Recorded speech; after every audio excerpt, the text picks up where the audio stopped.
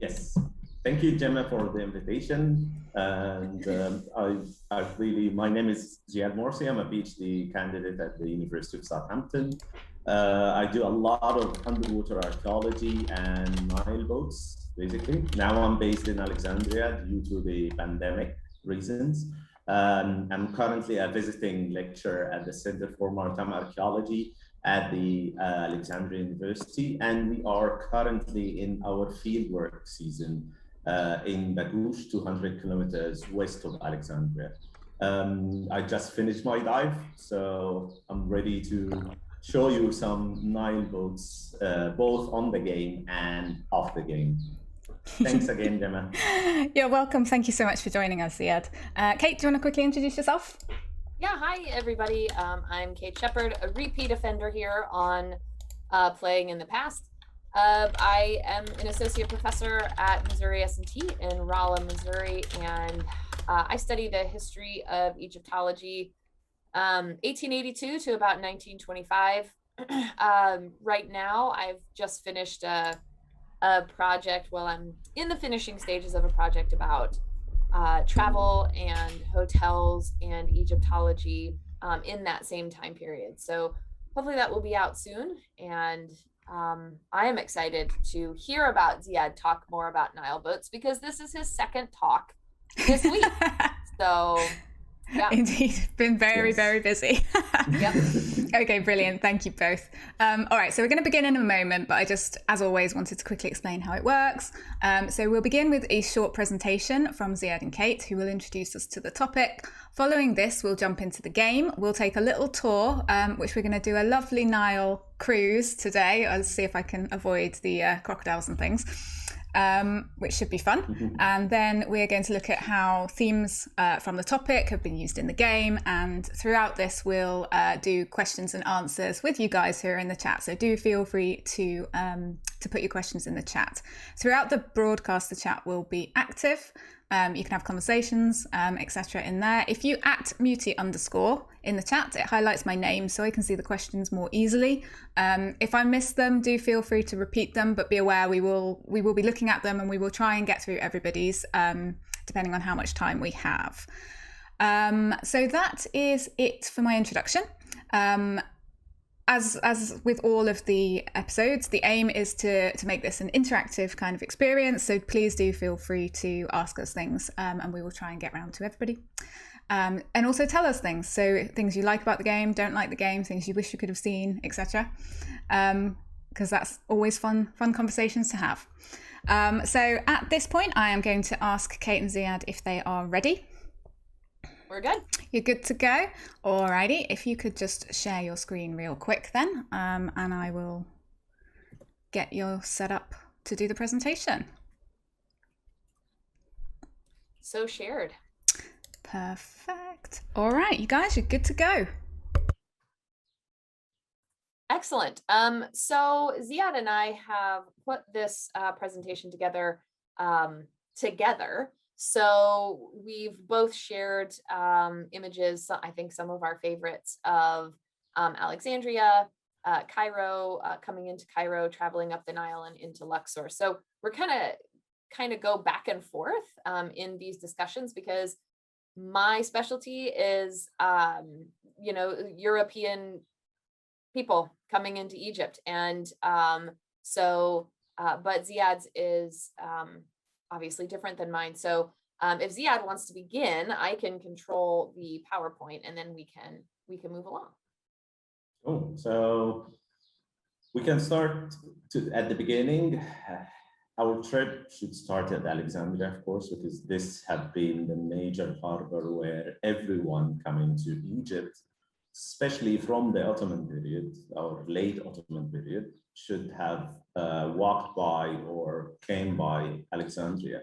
Before that time, it was Rashid or Rosetta, where they found later the Rosetta Stone. But afterwards, and especially during the 19th century, or when Alexandria was in its glory in the 4th century BC, travelers coming to Egypt should have been arriving on a boat, some kind of a boat or a ship. The first thing that they would see is the big lighthouse at the entrance of between the eastern and the western harbor. Thank you, Kate. And the lighthouse, as we will see in the game, it's really well represented within the game, as we will see later on. And then afterwards, in the medieval period, the lighthouse crumbled down due to the different seismic waves and also like earthquakes until the 15th century, when the ruler of Egypt, Qaid Bey, decided to build a fort on top of the lighthouse. And this is what everyone until our day would see when they enter the harbor of the city, would see the Qaid Bey fort just in front on the far end of the Faroes Island.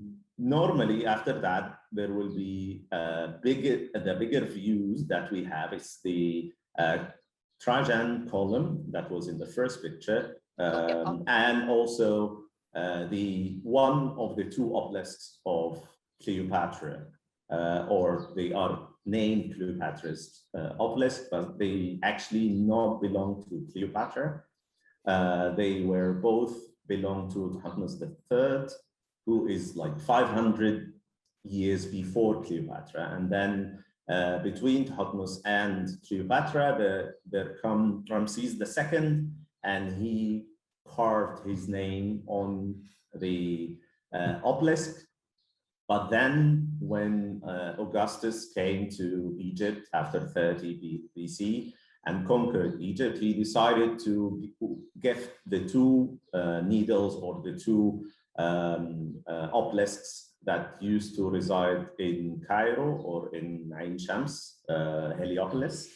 And he brought them to the coast of Alexandria and put them in front of the Caesarium, which was dedicated to the son of Caesar and also Cleopatra.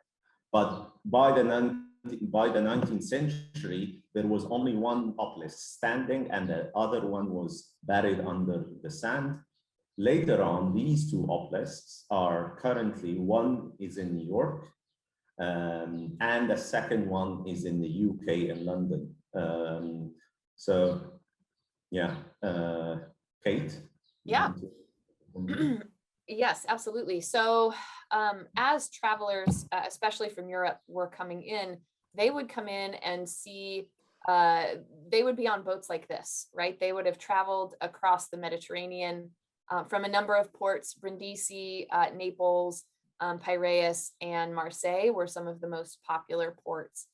And what they would do is they would come into Alexandria, and before the Suez Canal was finished in 1869, a lot more people were coming through this area because it was called the overland route. Before the Suez Canal was finished, they would get off at Alexandria and either take a train to Suez from Alexandria, which was completed by 1858, or they would get off and take a smaller boat through the Mahmoudiya Canal into Cairo, and then basically get in kind of a stagecoach sort of caravan situation, and then go across the desert to Suez. And believe it or not, that was a much shorter trip to do than it was to go all the way around, the Cape of Good Hope, because Africa is gigantic.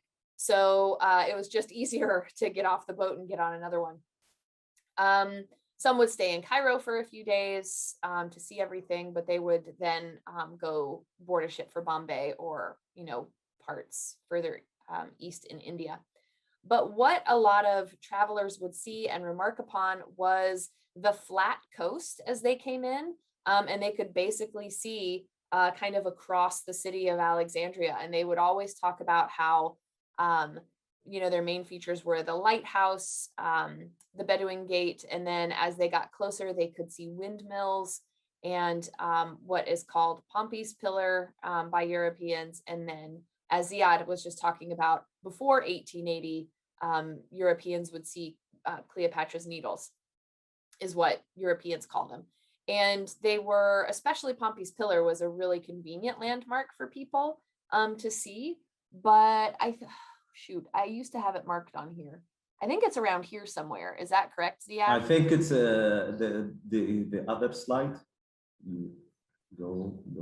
No, another slide. No, go forward. Forward. I apologize. Yes. Is that one? Yeah. On here? Is it this yes. one? Yeah. Yeah. So you can see it's well inland, but it was tall enough and the coast was flat enough that people could see it. A lot of times travelers would wait in this harbor on their boat for a medical inspection.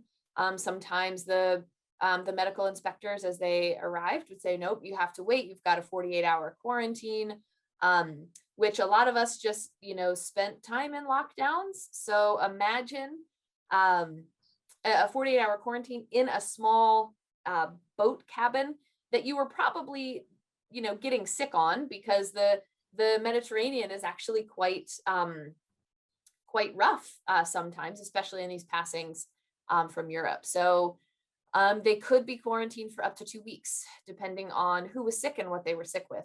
And they would raise a yellow flag so that everybody knew that they were in quarantine. But after that, they would get off the boat, and then they would get ready to go through these canals to Alexandria, or to Cairo, sorry, to get on those boats to Cairo. Yeah, so Muhammad Ali, who's the father, what they call him here, the father of modern Egypt, he decided, after the long medieval period where the capital of Egypt used to be Fustat, which is part of now current Cairo, rather than Alexandria, Muhammad Ali brought the capital back to Alexandria, and he decided to rebuild Alexandria as being the capital of Egypt again. And this is why he decided to build his palace in Ras el-Tin at the entrance of the Western Harbor. And also he decided to develop the Western Harbor more, to be able to maintain bigger ships, to be able to maintain bigger cargoes coming into the country. And normally cargoes and people would be connected to the Nile by the Mahmoudiyya Canal, which was dug in the 1820s, finished by 1828. And this is connecting the Rosetta branch all the way to Alexandria, bringing both fresh water and also navigation. So people or tourists would have used the canal to be connected with Cairo via the water, or some other tourists would take some boats. This is one of the views at the Mahmoudiyya Canal. So it was very busy shipping lane, and it was narrow, so it was like and it is still narrow until today, so it was very busy with boats, especially that Muhammad Ali commandeered all the boats in the country to use them as his own boats, because he was the sole exporter of grain from Egypt, and then he was the sole exporter for cotton, and that was part of the collaboration between Muhammad Ali and the United Kingdom, where all the cotton of Egypt used to be shipped to Manchester to be disposed or like dispersed all the way in Europe, and that was in a competition with the Americans, because he was actually growing the exact same cotton. After that, the tourists would come and would either choose, as Kate said, either choose the railway, which wasn't established under the 40s, or they choose a cabin boat, which is the Dahabiyya, going through from Alexandria all the way to Cairo. But sometimes in the middle or in between, there would be tugboats and some kind of a small boats that is carrying people, and then a tugboat would tow these boats all the way to the entrance of the river, the main river body, or Rosetta. But also in other times, there would be towed by horses walking on the sides on both the banks of the Mahmoudiyya Canal. And then at the end of both ends of the canal, the one that is directed to the Western Harbor and the one it's in ARCE, which is in the river itself, both had locks. So boats had to be changed between these locks because they weren't that good in navigation in these locks. So these locks were on, Mahmoudiyya Canal was kind of a half well done job, basically.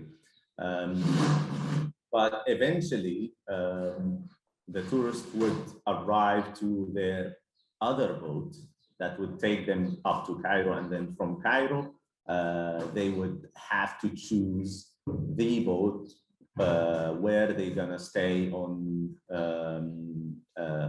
them for the rest of their 2 to 3 months on their tour up to the first cataract or up to the second cataract, as they please.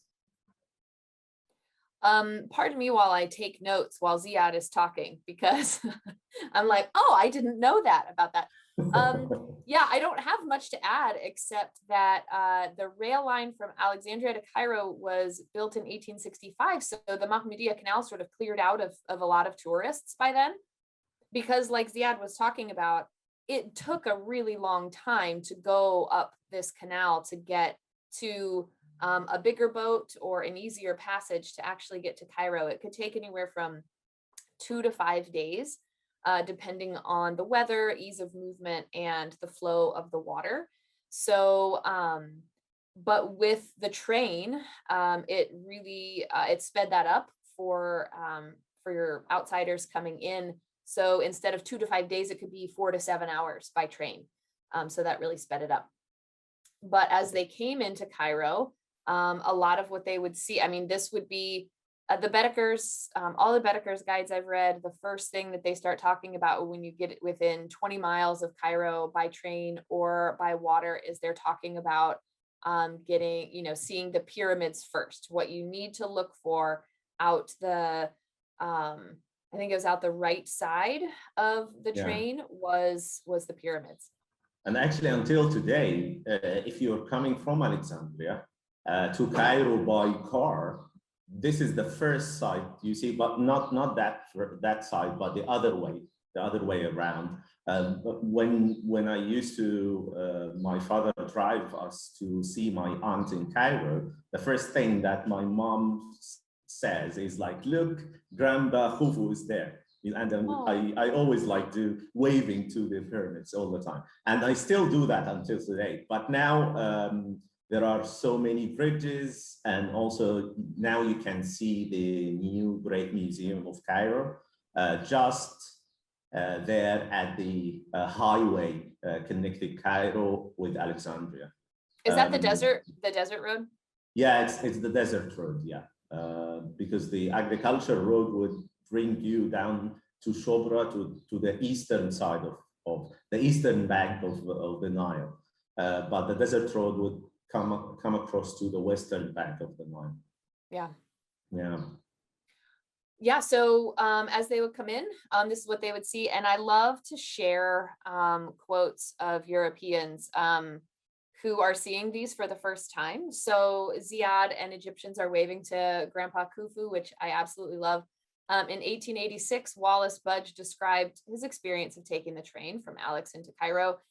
He said, quote, when nearing Cairo, I caught a glimpse of the two larger of the pyramids of Giza, standing out like a pair of twin breasts against the red light of the western sun. And I doubt he was the last man to make this comparison, but also looking at this image, you're like, Budge, what was fashion like in 1886, where this is what you're talking about? And in 1894, American James Breasted said that as he was riding on the train, he said he, quote, discovered the pyramids on the horizon with such a shout that our fellow voyagers started from their seats in astonishment because he was just so excited to see them for the first time. But then there were some people who, because they look so small from far away, were like, I guess I'll see them when I get there. So it's interesting to read and to hear about people's sort of first experiences with the pyramids. And I'm sure a lot of people who are watching, if you've been, right, you have that first memory of seeing the pyramids. So anyway. Yeah. So the first thing that any tourist would do right when they arrive to Cairo is to have an excursion in Giza. They would go and settle down in the East Bank, decide on the boat from so many boats they have to choose from. We will see them in later photographs. But then they go back to the western side and go and visit Giza. And the most common thing to do is to climb up the Great Pyramid, as is shown in these photographs by the Abdullah Frères in 1888. And that kept on happening until maybe the early of the century, the last century, sorry, and then around 1940s, 50s, you would still having people climbing up the pyramid until we have now regulations and laws of preserving the antiquities, because every time anybody climb up the pyramid, they would chip a little piece of the history with this climb. This is why it's not allowed, because if there are thousands and thousands of people climbing up the pyramid, they would wear the stones of the pyramid in really quick time. You might have seen this in some temples in Upper Egypt, like Dendara or like Edfu temple, where the stairs, the original stairs, they now look like they have melted down because of all this fraction of people climbing them. And it's also, I've seen it in the Tower of Pisa in Italy, it having the same effect, the melting effect of the staircases. It's due to all the movement of people climbing up and down these stairs. Mm-hmm. So, and then comes the daunting mission of choosing a boat. There are so many choices. There are so many dahabiyas to choose from. And on this photograph, we have the dahabiya, which is on the left-hand side, and also the kanja, which is on the right-hand side. The kanja is the grandmother of the dahabiya, let's say. And it has been used for so many years or so many centuries before the Europeans came to Egypt. And they were solely made for travelers. So they were made only for travelers, especially explorers who were exploring the sources of the Nile in the 18th century, 17th century. They would use these types of boats. They would have low cabins and 2 masts, 2 lateen sails, and they would have a crew of 5 to 10 crew members, and they would fit maximum of 2 to 3 guests. But then during the 19th century, when Thomas Cook started his business in Egypt, he upgraded the dahabiyas that were available in Egypt for the European taste. So cabins became much bigger, much wider. It can accommodate up to 6 to 10 visitors at a time. The boats were becoming more fitted with luxury antiques and chairs, and in some of the dahabiyas you would find a piano in the middle of the dahabiya inside of it, even a book a bookshelf to store your books and to enjoy your time on the Nile. After buying or renting the boat, tourists would go to buy provisions, food, live cattle, because you stay in 3 months in Egypt, so you have to stock up, basically. And the dahabiya would be your dahabiya. So the tourists used to name their dahabiyas and also hoist their own flags So that if the visitors are from America, they would hoist the Union Jack. If they are from the UK, they would have the United Kingdom flag, or if they are from Portugal or from France, they would have their own nation's flag on the boat. After that, I think Kate can take it from there with the stops and the visits of the tourists. Yeah, absolutely. And just to add a little bit to what Ziad was saying, Lucy Duff Gordon on her trips up the Nile in the 1860s, she had a massive library on her boat, and Archibald Sayce actually bought her boat and really wanted to like do a whole lot better in terms of having a bigger library. And then American Charles Wilbur, who had stolen a bunch of money from the city of New York and escaped the country because he was like, I'm about to get arrested and prosecuted, I better go to France. And then he came to Egypt and just spent loads of money, bought a boat and loaded it up with a library that even Sayce was jealous of. So yeah, they used these boats as, you know, scientific institutions. They were doing work on them that really contributed to the professionalization of Egyptology. And they were relatively expensive to buy. To rent, they were also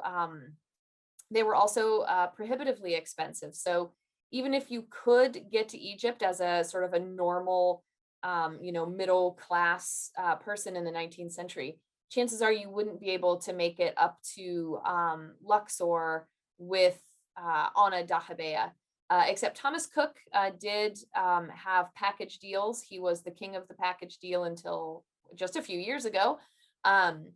So in 1888, an 11-day trip to Luxor and back with a mix of train and steamer would cost travelers 20 pounds. But that amount is equivalent to about 1,800 pounds today, or $2,500 for an 11-day trip. And that's not including getting yourself there. And then because the costs included train and steamer tickets, food, accommodation when you got to your places, and then all excursions. If you wanted to go up to Aswan as well, you would pay an extra 16 to 25 pounds. So that would be an extra $1,400 pounds to 2,000 pounds, or an extra $2,000 to $3,000. So to get all the way up to Luxor, or to be allowed to travel by boat, was something that only relatively wealthy people could do. So this is a map of Thomas Cook's steamer and dahabeah service on the Nile, and it's pretty detailed, so it's kind of hard to see some of the places where they would stop. Asyut was a big place to stop, and then of course Girga was one of the largest cities that they would hit before they would get to here's Esna here, and Edfu, and then all the way down to the first cataract. I feel like Thebes was cut out of this. Am I missing it? Oh no, here it is. Yeah, sorry. Here's Karnak and Luxor. Yeah. I'm like, I know that it's got to be up there. So they would stop they would spend a lot of days on the river. By day 5, they would be at Asyut here. By day 8, they would be here at Dendera, and then by day 9, they would stop in Luxor. They would spend a few days in Luxor, and very often would go all the way to the first cataract, where some people, if you wanted to, you could get in a dahabeah and you could basically shoot the rapids on the first cataract. But sometimes that would cause an accident and people would drown. So it was something that, you know, daredevils would do. I wouldn't do it. And then they would basically after that go back to Luxor, spend a couple days there, and then use the flow of the Nile to get back to Cairo within about 2 days on the river. Yeah, and some actually, the courageous souls would just hire the people of the cataract, which was a Nubian tribe that used to, let's say, own the cataract or regulate the movement of the cataract. And there would be like 100 or 120 men hauling the boats up the cataract. And that happened a lot during the Gordon Relief Mission, when the British Army went up the Nile to Sudan to relieve the General Gordon in Sudan. And there are like some drawing, a lot of drawings. I haven't seen any pictures of this happening, like taking up a dahabiya up the rapids in Aswan. But I've seen a lot of drawings, especially from the Gordon Relief Mission, hauling all these different even the steamers were being hauled up by so many men from the tribes, from the Nubian tribes of the Shallal or the cataract. And then they can continue their trip up the Nile. But after that, Thomas Cook actually managed to build 2 ports. So people would go out from the first boat on the Aswan port and then take a donkey ride across the desert to the, and especially when the barrage or the small dam of Aswan was being built. So the navigation completely stopped because of that. There was a kind of a series of levels of water locks, but they weren't working all week long. They would have to work, I think, twice a week only. So you have to reach the Aswan in the right moment, in the right day, to be able to hop on the 5 levels of locks. So imagine going on 5 levels of locks is like 5 different elevators. So it's like about 200 meters up, going up the level of the Nile. So this is why there was another kind of port where other boats being built there, and they would only used for the what they call up the dam navigation, all the way to Abu Simbel or all the way to Sudan also. And this is still happening even with the build of the high dam. This completely stopped or cut the navigation between Aswan and the second, so between the first and the second cataract, basically. So all the direct navigation, Nile navigation, stopped by 1962. And there was only boats that are being built in the south of the high dam that are being used in the lake, the big lake, which is called now Lake Nasser. And if we can go to the next slide. Yes, yeah, the boats, the choices of boats that Thomas Cook gave for the people is astonishing. So you can have the cheap, if you are from the middle class, you can have the cheap first class tourist steamer, or be on the mail steamers like the Cleopatra, the one in the left hand side to the bottom. Yes. So what Thomas Cook did, he actually hired from the Khidewi of Egypt, or Khedive of Egypt, the king of Egypt back then. He hired the operation of mail steamers, the government-owned mail steamers. And then during the high season of the tourists, he would convert these mail steamers into some kind of accommodation boats. It's not cabin boats. He would fit them with some kind of cabins, but they would be very rude or very basic cabins. But then Thomas Cook decided to have his own boats being built. So he commissioned a few companies in France and also up in Scotland, in the Clyde side in Scotland, to fabricate all the metalwork and all the engines for him. And then they have been shipped to Alexandria and on the railroad to Cairo, where Thomas Cook had his own boatyard in the middle of Cairo in Boulaq. And then he would fit them together and start sailing with them. He also did the same with the dahabiyas. So he upgraded the dahabiyas one more time, where he started fabricating dahabiyas out of metal sheets imported from the Clyde. So these sheets would be fabricated on the Clyde, shipped down to somewhere, let's say Dover or to Southampton, and then shipped all the way to Alexandria, by rail to Cairo, and then they would be fitted with local wood, a local interior, and a sail and masts and everything, and then they launch it to the water on the Nile.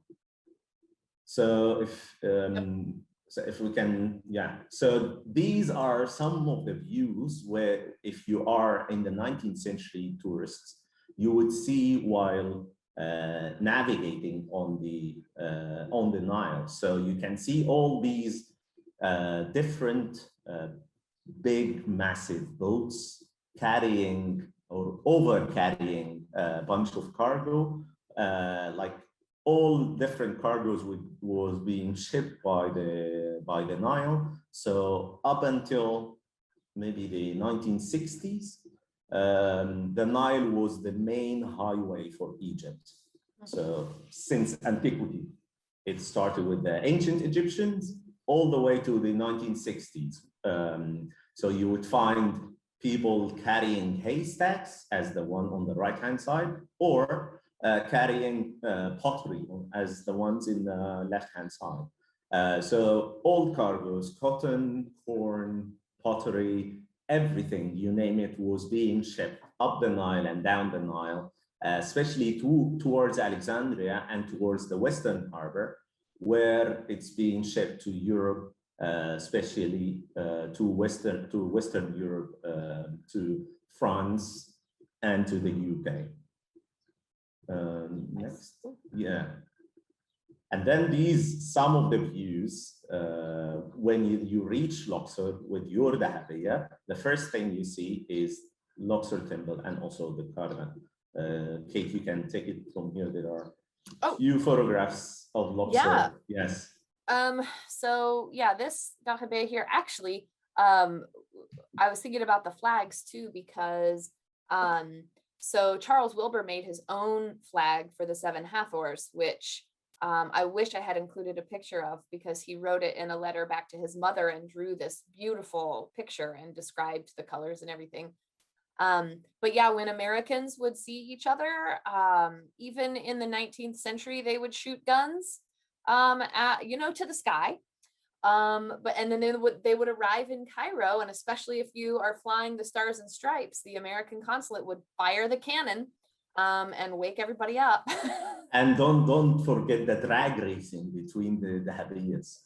They used to do a lot of drag racing between different dahabiyas to see who's gonna survive, maybe the rapids of the Nile or the change of the course of the Nile around in it.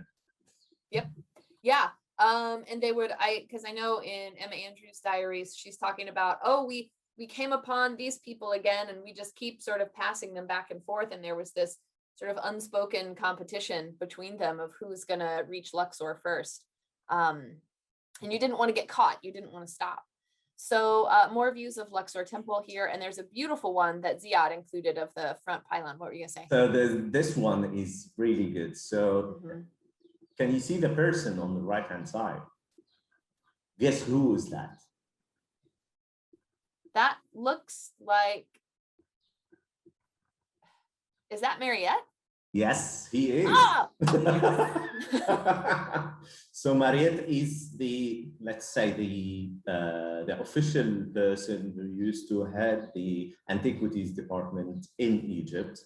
He was French, but Muhammad Ali and his sons gave the French a lot of influence in Egypt, and especially with the sciences and everything that relates to science and archaeology, the French had the upper hand in that. And this was the first visit of, I think it was the visit of Mariette when he, or Auguste Mariette, his name is Auguste Mariette, when he decided to start cleaning all the archaeological sites back in 1885.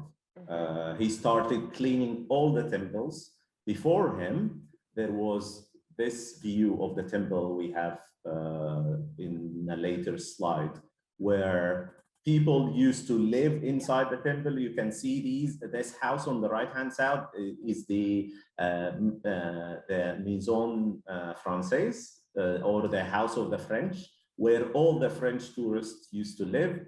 I think Emilia Edwards used to live inside the second pylon, I think, or something like that. Duff Gordon Duff did. Gordon, yes, Yep. yes, Duff Gordon, yes.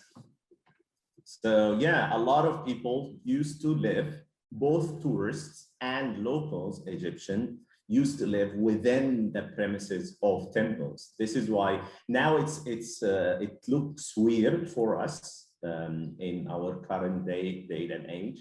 But back then, local Egyptians used to build their houses inside the temple because there is building materials already ready for them. And also most of all these temples were about half buried in the sand of the desert. So that was like the logic for the people back in the 18th century, in the 19th century. Even the European tourists used to live within the either temples or, and sometimes on the western bank of the Nile, inside some of the tombs. Mm-hmm. And that's where, before I marked some of the, this is a map from 1908, Baedeker's 1908. So before all these hotels were built, here's the Luxor temple. As you would come in to Luxor, you would sort of see this and then come in this way. Before there were hotels, Thomas Cook was putting people up in Luxor temple or in Karnak temple to sleep if they didn't want to sleep on the boat. So yeah, it was those were places for people to sleep. This red star is the Winter Palace, which was built in 1907 but didn't make it in time for the Baedeker's volume in 1908. But then this is the Winter Palace that it's still there, and it looks very much the same as this, but people would come in and they would embark, or they would disembark right about here. And I think there's still a pier there, isn't there? Do you know, Ziad? Yes, yes, Yeah. It's still there. They have developed this bank of the Nile, but still the same kind of look, because they now, with the control of the Nile, there is no more flood of the Nile, so the level of the water is a little bit lower. Okay. But the Winter Palace is still there, and also the floating pontoon is still there also. Yeah. Yeah. So as you're coming into Luxor, this is about what you would see. And then of course, this is what Ziad was talking about with the temple being half full. These are, I don't know, 30 feet tall statues, I think, from current day ground level. Yes, yeah, exactly. And so all of that would have been filled, even inside the temple. There would be mud brick houses, or at least some kind of a house.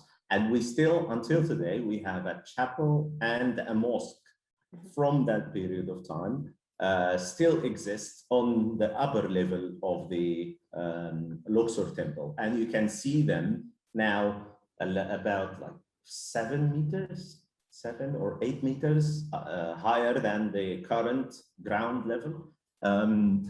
And also you've been seeing this all over Egypt, not just in Luxor, but also in other towns and other cities where there are old relics of ancient Egyptian temples. So people were reusing the architectural elements in a different way. So it's repurposing it. And then when Mariette and Maspero cleaned it out, they really cleaned it out. They just dug out the dirt as though there was nothing important in there to learn, and moved it, which pains most people when you say something like that. But I mean, that's the end of our journey right now. So I think we are ready to see all of these places in the game. Gemma? Fantastic. Thank you very much. Right, I will hopefully start the game. I've gone to the intermission screen. And just let me bring up the game. Thank you very much for that, though. That was wonderful. I loved some of your pictures. I have never seen some of those ones before, like the one at the harbour at Alexandria with all the boats in, like loads and loads and loads of boats. I've never seen that one before. It looks amazing.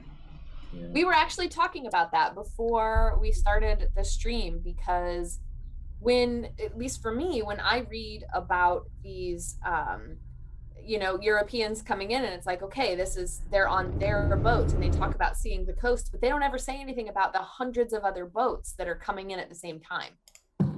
So you just sort of think of it as this open harbor, and one boat's coming. Yeah. And actually, you get to see the manifestos of traders.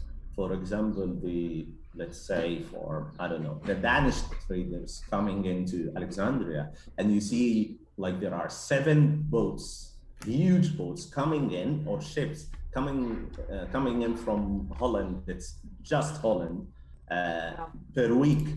So that's like almost 1 ship every day. Yeah. And you can imagine like how many ships coming from the Americas, how many ships coming from the UK, how many ships are coming from Italy. The view was like astonishing, let's say. And until today, you still can see this kind of line of boats in late night Alexandria by the Corniche. You can see this line of lights where all these boats are waiting for their turn to go inside the bay, inside the Western Bay. They were tying on the offshore anchorage lane. So yeah. I bet that's lovely to see. Yes. The game is loading. It's being a little slow. It had to do an update today, as always. But I did at least update it before the broadcast. I saw Traveling Daniel said 30 or 40 feet, and they don't understand that height because English isn't their first language. I couldn't tell you that in meters. 10 meters or 12 meters? I don't know. 12.19. Thank you. Don't make me translate. Don't make me translate. I asked the Google. The Google knows. Yeah. Google knows everything. Yeah. Excellent. All right. We'll be there in a moment. The game is loading. It's being exceptionally slow today, but it should be fine. I hope anyway. Updates are supposed to be good things, right? Yes. I just hope it doesn't crash. What we're going to be doing, though, is going through, and we're going to kind of be doing a bit of a travel up the Nile within the game, right? As much as we can. Mm-hmm. So it'll be interesting to see, because I absolutely love Alexandria in this particular game, because I think it's so well done. So we'll get to see the harbor in the Ptolemaic period, and then we'll go up as much as we can. But I know that the game sort of splits a bit, so we can't go fully all the way up. Yeah, we can't take the entire route that you described. There's certain parts of the country that are just not in the game anyway, because they're, for game purposes, you did not need to visit them for the narrative or to do any quests or anything like that. So they're just not there. They have not been rendered, but we'll do what we can. And we will sort of go sailing. Yes. Eventually. I wonder, I actually maybe might need to restart the game, I'm afraid, because I think it's having a little bit of a struggle. If anybody has questions, now would be a good time maybe to ask them in the chat. Yes, we are here for you to answer all questions. Yep. Especially about travel things and boats. What Ziad didn't include images of are these boats that or floating objects, right? That Egyptians made out of their ceramic pots. Yes, yeah. So the Egyptian used to have, if they don't own a boat, then no problem. They have a cargo load of ceramic pots they want to sell in Cairo. So what they do, they put them upside down in the water and they tie them together in a big, let's say, raft. And then on top of this raft, they use like sticks, wooden sticks, and then they sail up the Nile with or down like with the current up to Cairo, and then they sell everything, even the ropes and the wood, and they just walk back to their hometowns up in Upper Egypt. So it's like it's a win-win situation. Everyone wins. They win money. They don't have to have and maintain a boat, because maintaining a boat in the Nile was super expensive back then. Yeah. I think we found an example of boats like that in the game, didn't we? When we were testing it. I think so. Yes. Because we you had a good photograph of it.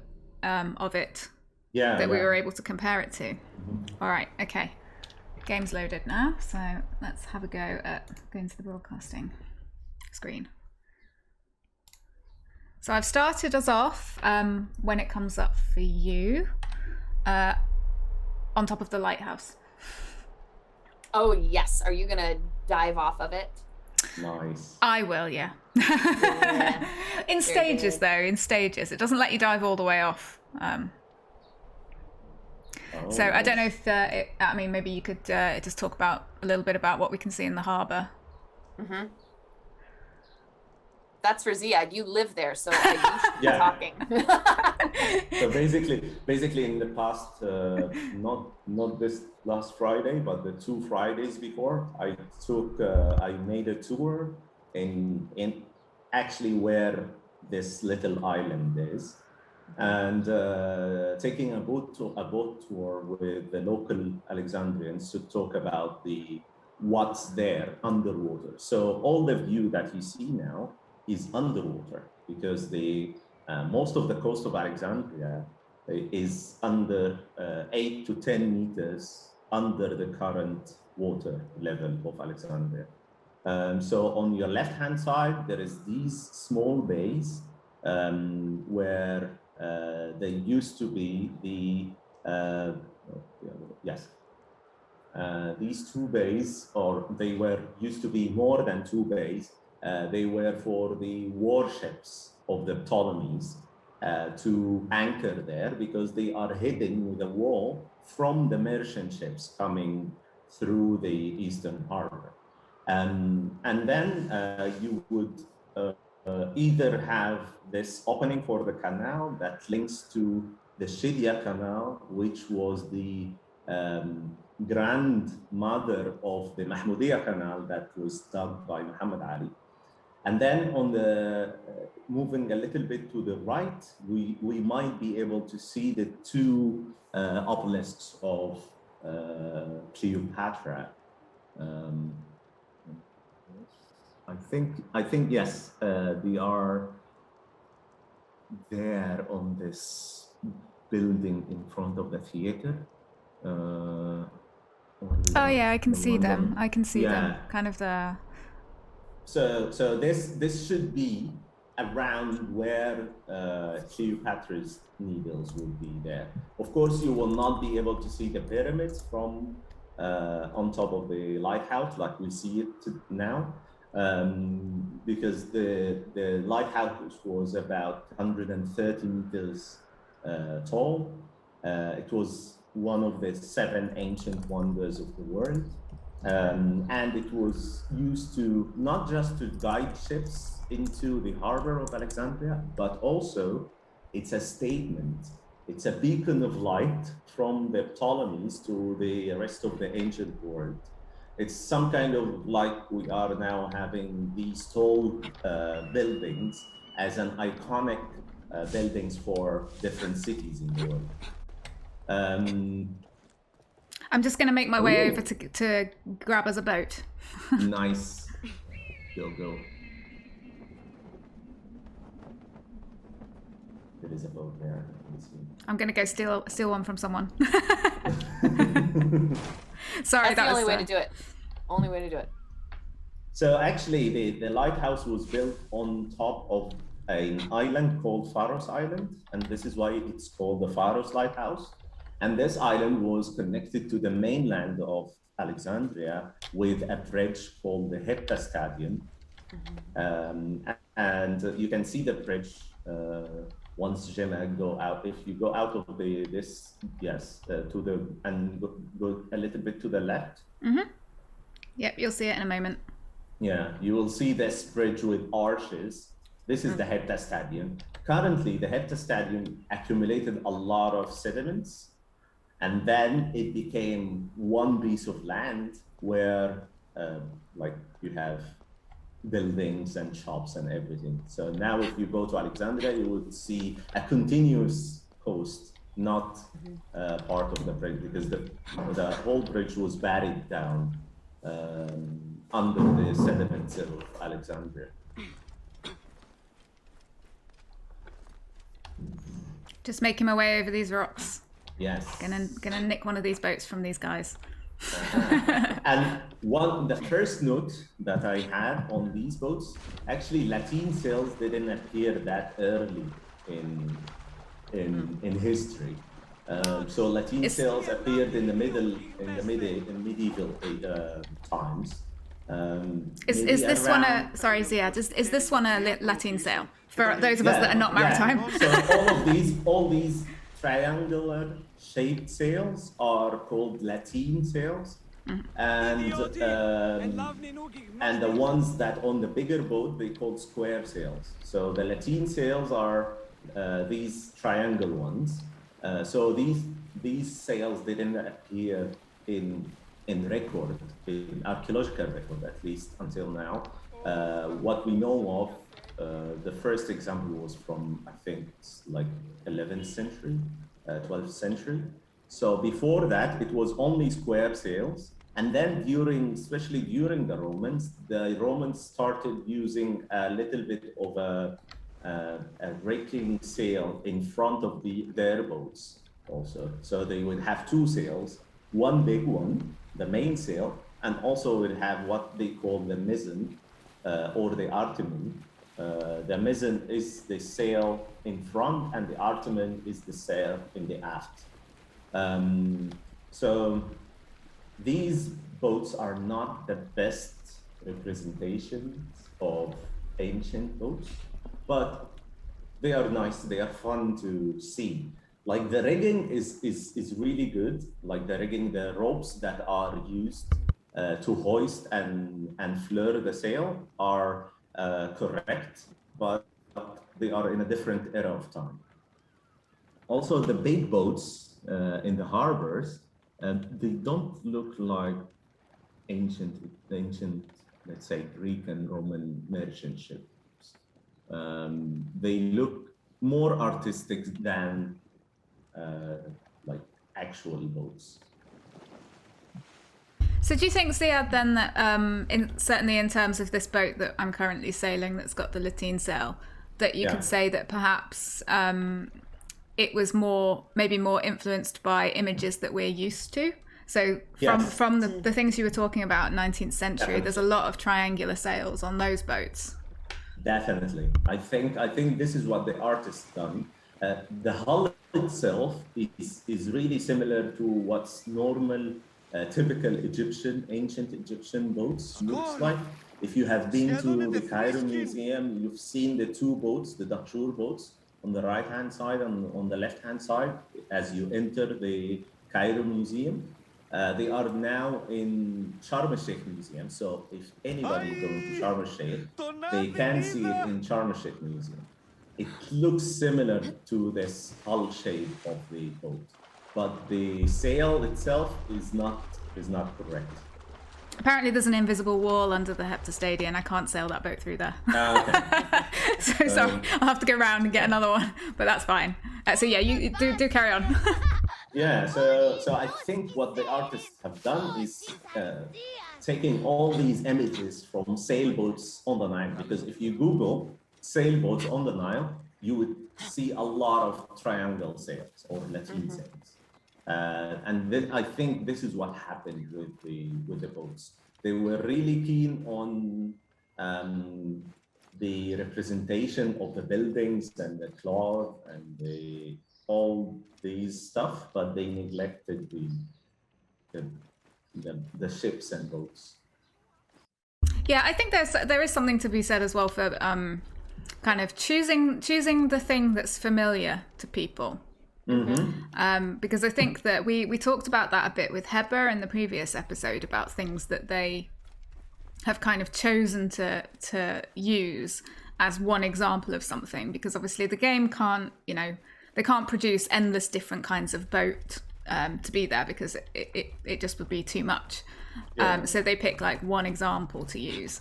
And they've done that with quite a lot of things, and I think it's in some cases they've done kind of really well, where they've, as you say, they've done a good example, and others they've kind of made a sort of a mixture of different things and brought them together to be something kind of recognizable to people. So I think maybe that's what they've done with the boats. I actually think, personally think more so with the big boats that look sort of like triremes but aren't. I think that those especially are ones that they have tried to sort of evoke the idea of, this is not an Egyptian boat, this is a Greek boat.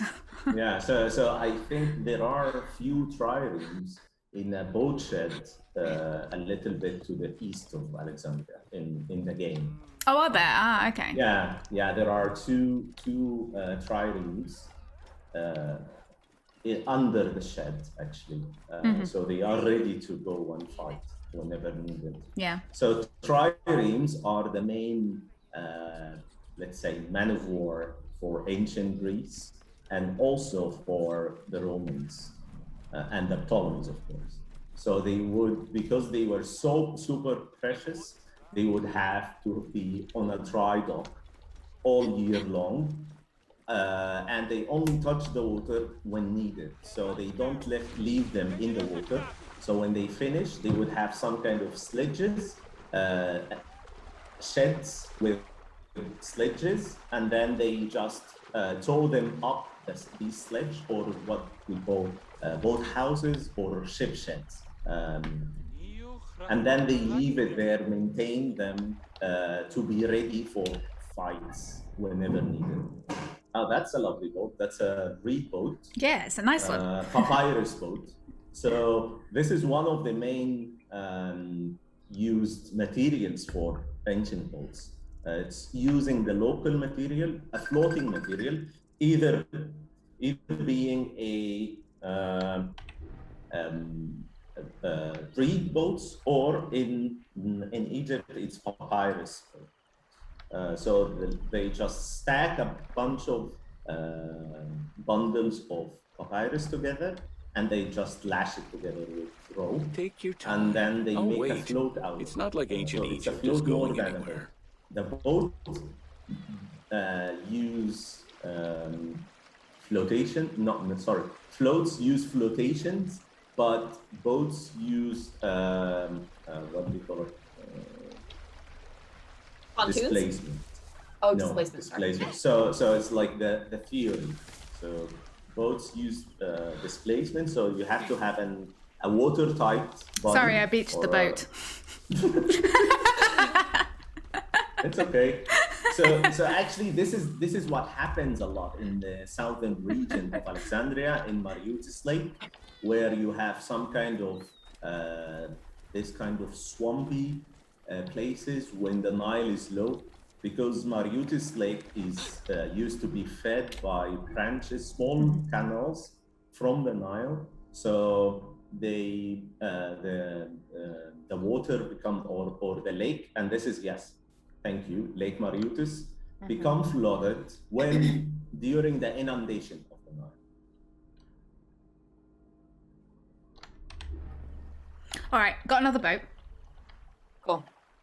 Oh no, I can't hear Ziad now. No? Yes? There we go. We lost you. We lost you for a second then, Ziad. Sorry, we lost that last sentence. Yeah, I was talking about the Mareotis Lake being filled during the inundation, and then sometimes it becomes a little bit of swampy place during especially during the rest of the year. Yeah. Until today, we still have small parts of Lake Mauritius. It's not connected to the Nile anymore at all. All the canals that used to feed it, it's completely dried up or silted up.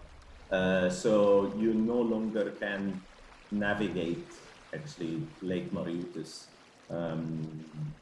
away from Alexandria. So it's like just the portion southern to Alexandria.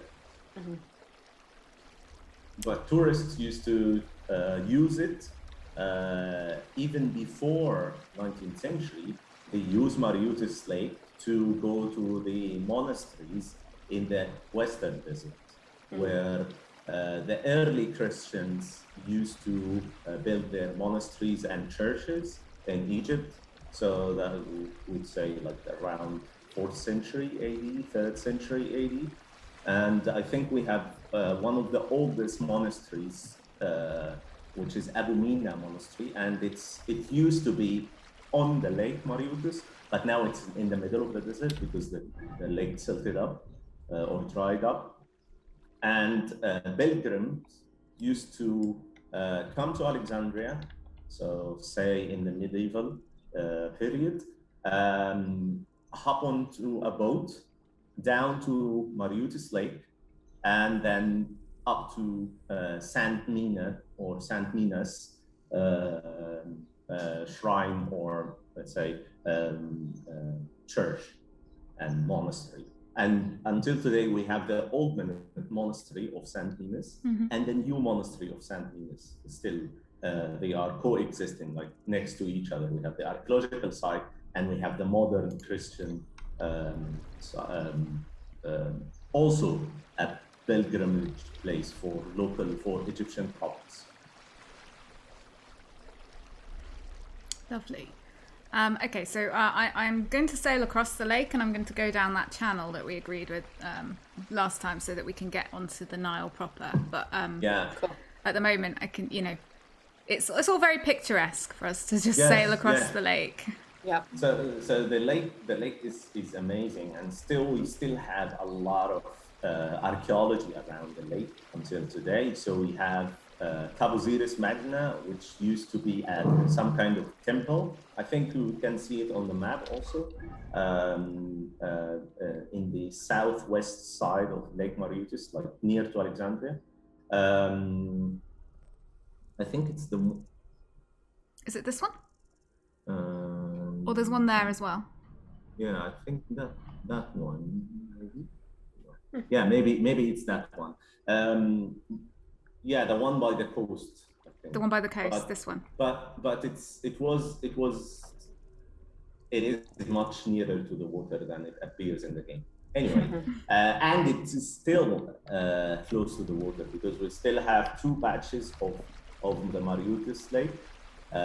Two are divided. One is the main body of the lake, and then the western, what we call it now, the western arm of Mauritius Lake, where you find around the western arm a lot of archaeological sites, from harbor facilities, storage facilities that belongs from the Roman Empire all the way to the late Byzantine Empire, which is like around 9th century, 8th century, 7th century AD. So we have a lot of archaeology happening there. We have a temple that then, ancient Egyptian temple. It looks like an ancient Egyptian temple in the Osiris Magna, then reused as a monastery called the Monastery of Glass, or Glass Monastery, and then now being excavated by the Polish mission in Osiris Magna, where they find a lot of material from the site and a lot of different tools also, which is really amazing. They found we are getting a lot of information about this mysterious building, because we still don't know the exact history of this building, but we are getting a lot from the archaeology. And also there is a tower, a small tower, not a small tower mimicking the lighthouse, the Pharos lighthouse, which might have been used as the beacon for the ships in the lake, or as a big tombstone for burials, because we found a number of burials down in the bottom of the foot of the tower, which is a little bit weird. Maybe it was reused. It was first used as a tower for light signals, and then being reused as a burial tombstone, but huge tombstone actually. It's about 15 meters tall, so it's like huge tombstone. Mm-hmm. All right. I just did a little boat swap. I thought it would be nice to have one with a sail for a little while. Okay, so I've managed to make it to this little branch here, which I'm now going to sail down here to get back to the Nile proper. So then we will be, we're out of Alexandria now essentially, and onto the Nile proper. So if we were sailing in the 19th century, I guess we wouldn't go through the way that we're just coming. We would go a different way and sort of start some elsewhere and come down the main branch of the river. So there was two ways: either go all the way to Rosetta, and then from Alexandria to Rosetta, and then go down from Rosetta to Cairo, or through the Mahmoudiyya Canal, or if you don't do the boat thing, you can do either the train when it's like the mid-century, mid-19th century, so around the 50s, when the train was fully operational between Cairo and Alexandria, or the road, like there was a desert road, which is literally desert road. So it's like, it wasn't pleasant. So I think the water option is the most enjoyable, let's say. Yeah, I just went to the Eagle view because we've got a question in chat from Traveling Daniel that asks, how did they deal with crocodiles and hippopotami, and were they still a problem in the 19th or 20th century? So I came up here so you could see kind of how vibrant and lively the river is. There's a whole bunch of hippos here just in front of my boat, which, because we're in Discovery Tour, we're safe from them. They're not actually going to attack us. When we tried to do this when I wasn't in Discovery Tour, we lost about 3 boats, didn't we, to the crocodiles? Yep. So I figured probably didn't want to be, sinking that many boats. But yeah, I wondered if you might want to talk a little bit about, you can either Ziad comment on ancient, or Kate, maybe, I think you've probably got some stories about how they dealt with animals in the 19th century and 20th century. In ancient Egypt, they loved the hippos, and they used to hunt crocodiles. So Egyptian, until today, you can see a lot of the Nubians in Upper Egypt still hunt crocodiles until our day, like now. And it's part of the culture, it's part of their inheritance from their ancestors. It's way of showing that they are strong. And that was the same with ancient Egyptian. So you can trace some of the habits that we modern Egyptian have with our ancient ancestors, the ancient Egyptians. So this is one of the linear lines between modern Egypt and ancient. With the hippos, I think ancient Egyptians used to worship them. So they were very sacred animal. So they left them to be. But I don't think that hippos and crocodiles went all the way up through the delta. I think it was mainly in the main water body of the Nile, maybe up to Middle Egypt, so up to Mania, let's say, or something like that. But they would be concentrated around Luxor, so around Thebes and around Sin, around Aswan.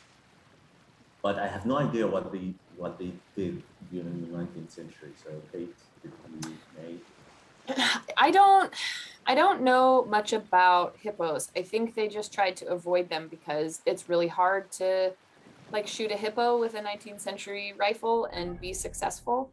But my favorite story of hunting crocodiles is Marianne Brocklehurst brought her nephew Alfred with her on her trip, on the first trip that she made, the one that she sort of followed Amelia Edwards and Lucy Renshaw. And Brocklehurst keeps talking about, okay, Alfred wanted to hunt crocodiles today, so we think he hit one, but we're not really sure. And in order to wait, and I mean, in order to know if we're sure, we've got to wait a few days to see if the body will float to the top of the water. And if it does, then we'll harvest the croc and, you know, take it home as a trophy. He never, like, they never got a crocodile because it kept being like, oh, he shot it once and then it got away. So there's probably a croc with, you know, rifle pellets in it, but it survived. He never got one. And she wasn't particularly happy about it because they were wasting days just sitting around waiting for the carcass to float to the top of the water, and he never got one. Yeah, there's a whole load of kind of comments throughout Robert Hayes' diaries. So Robert Hayes, the guy that I study, they're not all about crocodiles or hippos. There's some about things like pelicans and birds. But yeah, their attitude does seem to generally have been to just try and shoot it. So yeah, they definitely were shooting birds. Hay writes in his diary that he shot a pelican in the morning and it was good. But he also writes about crocodiles carrying people off. So they were definitely still a threat My kingdom in for the a glass 19th of century, water. and probably they're still a threat now. If you're faced with a crocodile, still a threat. Yeah. So I think there's just potentially the population is smaller now than it was before because of things like this and you know, climate change and those things. But I'm not 100% sure. But there we are. All right, let's see, where have I got to? As you can see, it's taken me quite a while to actually sail this distance. We haven't gone very far particularly, and we have been sailing now, I think, for about 20 minutes. Ish, I think. Yeah, so I don't know if either of you just want to maybe comment on the length of time that sailing would actually take, because it wouldn't be 20 minutes. Oh, no. No, it'd be... like Ziad and I were talking about, sometimes they would have to pull the boats by ropes through the canal to the Nile. And if the weather was right and conditions were prime for this, it could take 2 days. If they were terrible, it could take up to 5. Yes. Yeah, so, sorry. We obviously don't have that problem in the game. We just get to sail, so it doesn't matter which way the wind is blowing for us. So we can just kind of go at full speed. But yes, in reality, it really, really matters. Yeah. So are we? Yeah. Okay, I saw where we were. Sorry, you don't have to show us. But Ziad, I actually meant to ask you this question earlier. So these Latin. Is that how they're pronounced? I'm sorry. Latin. So Latin sails. Yeah. The Latin sails. They there's the pyramid. See them? There's the pyramid. Sorry. The Latin sails. Are these the same ones that are on feluccas that allow you to use the wind no matter which way it's blowing? Yes, exactly. Yeah, Okay. and until today we don't know where the origin of these sails came from, but they are called Latin sails because the Europeans, especially the Spanish and the Portuguese, when they came towards Eastern Mediterranean, they saw this kind of sails. Okay. So until today, we don't know the exact origin, but it was in medieval time in the Eastern Mediterranean. It started from there. And the good thing about Latin sails, you can sail against the wind with no problem. You can just tack, which is you zigzag against the wind. So you flip your sail port side and starboard side, so to the right and to the left. So you can easily navigate against the wind. But with the square sail, as the other boat that we just passed by, you cannot just sail ahead of the wind or in front of the wind, because you will just be moving backwards. if you are facing the wind. So yeah, it's a kind of a revolution in sailing, let's say, because it made sailing easier and also faster, because now you can take routes that you have never taken before because of the most of the year the wind is coming from one direction than the other. So yeah. Yeah, thank you. Sobek Nefru has put in the chat, I have a question about crocs and hippos. They are depicted on the tomb walls around Memphis. Doesn't that mean they were present in the north? So I think they're referring to what you just said about them being more common in the south. I think that it doesn't necessarily mean that they were present there, although I think Ziad meant that they were more prominent in the south, not that there were none in the delta. But you know, there are things depicted in tombs that don't exist in Egypt. You know, things that they imported. So just because something isn't or is present in one place doesn't mean that, you know, people don't know about it and then can sort of bring in those ideas and put them in their tombs in other places. So that would be my take on that. I don't know if either of you have a comment relating to that. Actually, I'm not the best person to ask really ancient Egyptian questions. I did, Well, yeah. My minor is Greco-Roman, so anything Greco-Roman onwards, I'm good. Ancient Egyptians, I have to research about it. I think it's fair to say that they you know, they would have been present sort of throughout wherever the environment is correct for them. Certainly crocodiles, I think, are present like the whole way. Hippos, as you said, probably less so, but because they were prominent in Egyptian religion, you know, people would have known about them. They would have been something that could have been incorporated. What I would say is if there was a prevalence of them in tombs around Memphis, then that might suggest something different. But if you know, in terms of regional variation on tomb decoration, if it's sort of fairly evenly spread, then it's probably just a motif that they use throughout rather than something that's a regional variant. Yeah. Well, and also, I mean, with the center of life being the Nile, you have to imagine that ancient Egyptians, probably everyone knew someone who had either been lost to or lost somebody by a crocodile attack. You know what I mean? Because they go up on the shore. That's where Alfred kept missing them from.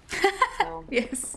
Yeah, and that, you know, there's plenty of ancient Egyptian spells and magical texts to protect against attacks from dangerous creatures like crocodiles and scorpions and things like that. So yeah, they definitely would have known about them. They definitely would have affected people's lives.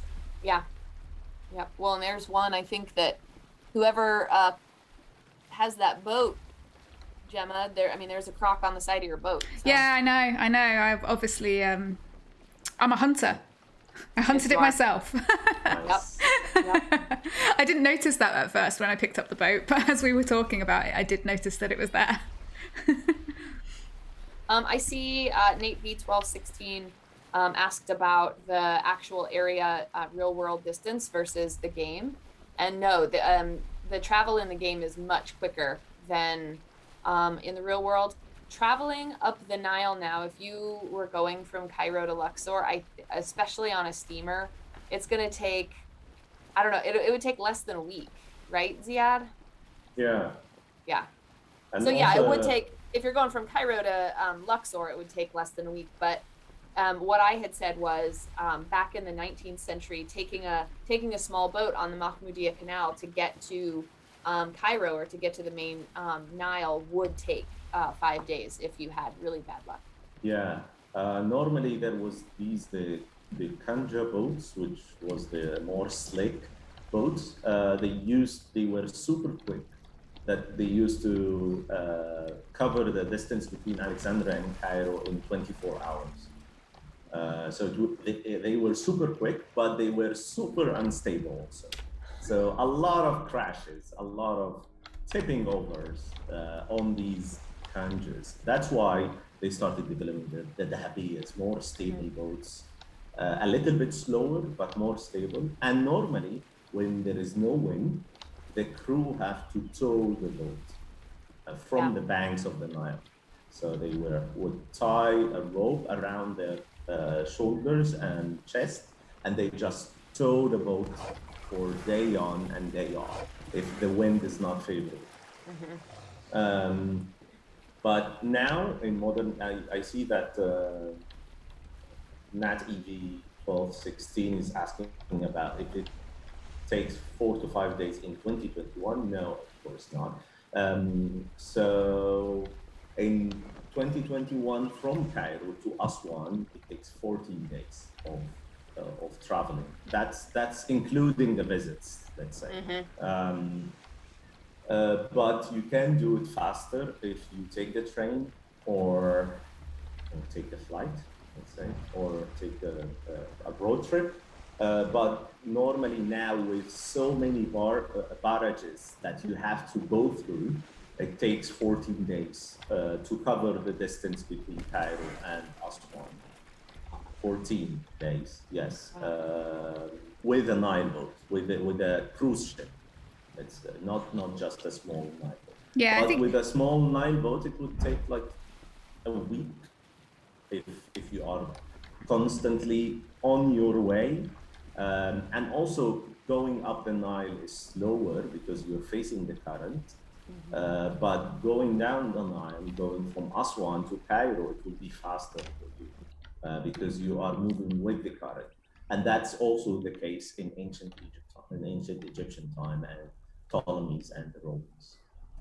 And they used to, this is why it wasn't just the weather between October and April that made Egypt really good for travel, but also the inundation, the Nile was high enough that, you were grounded a lot less trying to travel up the Nile in your boats. But by March and April, the water was going down. So traveling down the Nile from Luxor back to Cairo was the best way to go. So I found that really interesting. Yeah. So I've just come to this section that leads into the pyramids, so that we can look a little bit at the landscape that they've depicted, and to talk about, because you also showed on your slide the sort of the inundation bringing up the water, so that you could be, there's like a little harbour in front of the pyramids. So I thought we could sail down here and go into the little harbour in front of the pyramids. I just went into photo mode to view it because it was quite easy to sort of go around. But we've got some lovely wildlife on this side too. Yeah. I'll go out of photo mode now and make my way. But just for your reference, in the map here, you can see the channels that come off the Nile and go into this harbour that's in front of the Giza Plateau. So I'm just going to sail down here, and I'll sail around the harbour and look at the Giza Plateau as I sail around, and then I'll come back out the same way, because I don't think I can go down this tiny little channel to Memphis. I'll probably ground the boat if I try. It'll be like the Ever Given going through the Suez Canal. Like, oh yeah. Like stuck in the side. Yeah, we don't have 2 weeks. Stuck forever. Yeah. Ooh. So one of the things I really like about being able to just sail like this is that for me, because I study this, as I said, this guy called Hay, who in his diaries he writes a lot of sort of journal entries where he just puts as the title on the Nile, and then he puts the date, and then he writes a little journal entry about what he's been doing that day sailing on the Nile, and he draws images like this, that's like just a view of the Nile banks. So you can kind of put them together and you get this big, long panoramic view of, essentially things like exactly what we're looking at, which is the little trees, lots of little boats by the edge of the water, and then you can see the modern or ancient buildings in the distance. And it really has, sailing around like this really has that feel for me whenever I'm doing it. It's quite nice. Yeah. I don't know if any of the people you study wrote those kind of diary entries, or made those types of records as well. Yeah. Yeah. Oh, sorry. Go ahead. No. Just go. I'm just answering a question on the chat. Oh, well, I'll say this real quick and then you can do that. Yeah, it was a lot of on the Nile or just past Asyut or, something like that. Not really. Amelia Edwards did a lot of drawings, as most people have seen. Marianne Brocklehurst did too. Charles Wilbur didn't, but he described a lot. And then, but as you probably see with Hay, and we see with a lot of people who kept diaries, especially if they kept going back, their first year or two of journals are extremely beautifully evocative descriptions of what's going on, who is there, what the landscape looks like, what color the sky is, where the sun is rising, where it's setting. Their third or fourth year, they're just like, yeah, we got our stuff, we're on the boat, we just want to get where we're going. Which is disappointing, but we all do that, I think, with places that we're familiar with. And so you get less of that the more they move on. But then for my purposes, I get more of, we met these people in this place. And so I like both. So. Yeah.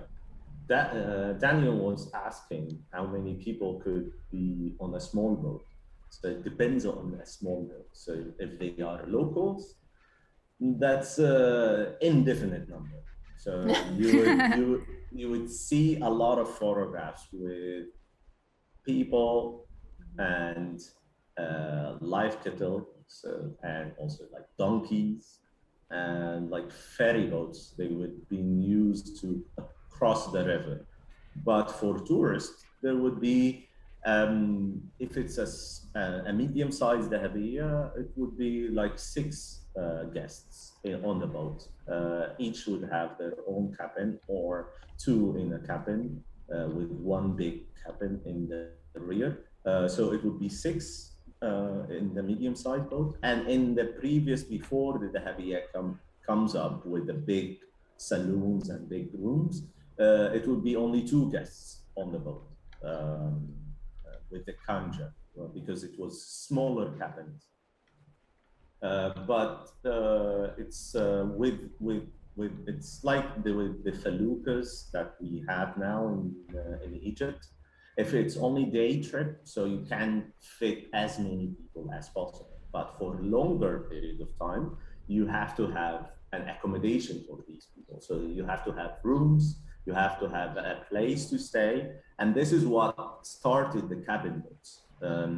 Before 18th century, people used to hitch a hike on a trader's boat or on a commercial boat, where a pilot or a boatman is going from point A to point B, and then the tourist or the explorer, let's say, back then they were just explorers, not a mass tourism, going to explore this exotic country, which is Egypt.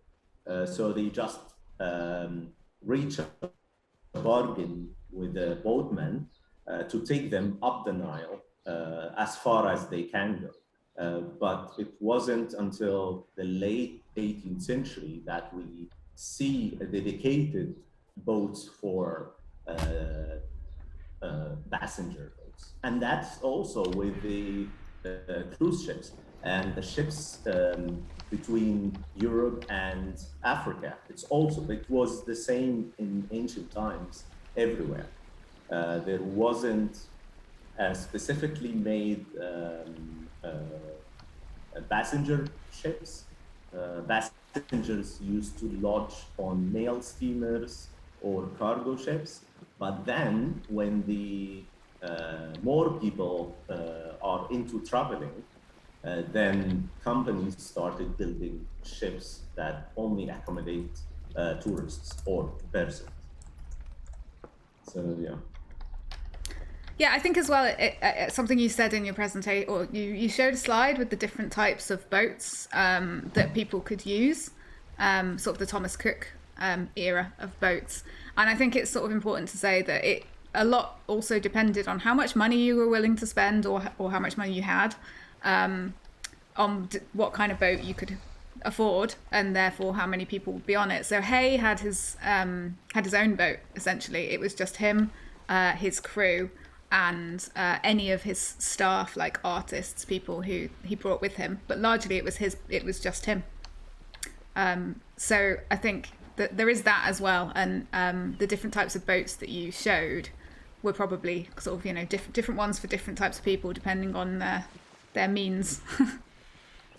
So Thomas Cook had a couple of smaller steamers that private parties could rent. So the SETI was one of them. And I know that Theodore Davis and Emma Andrews considered chartering that boat with a group of people that they were wanting to travel with, but then they decided not to, and so then they rented a steel bottom boat or an iron hulled boat.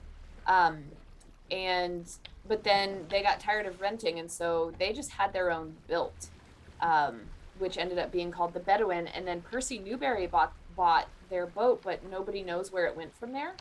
But then, like Charles Wilbur bought a wooden hulled boat in the 1876 maybe.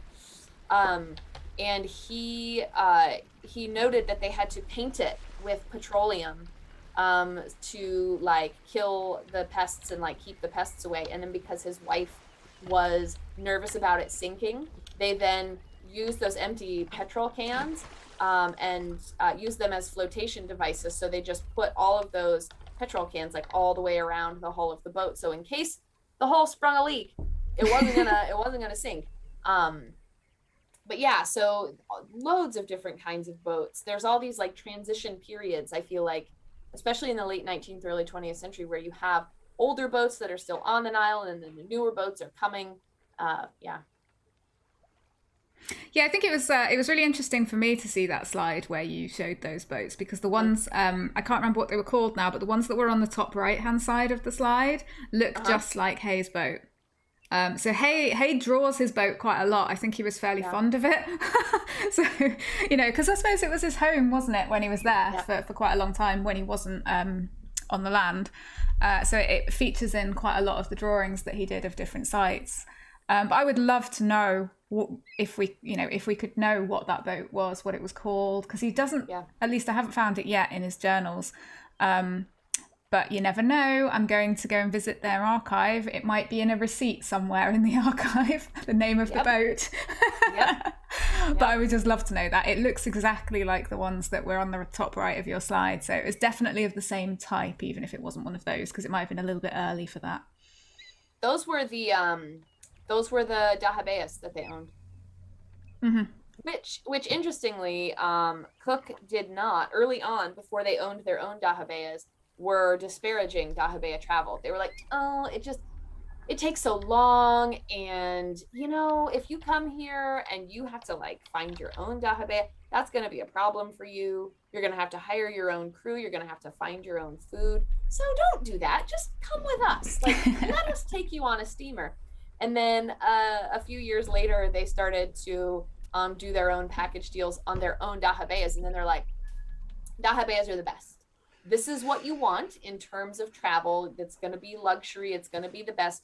Steamers are good still, but let's do the dahabeyas now. And so it's just so funny to read those things about, you know, Cook selling stuff. I mean, because that was his job, right? Mm-hmm, he was selling Egypt to Europeans and others. Yeah, But, he was more famous in Egypt than actually the ruler of Egypt, or let's say the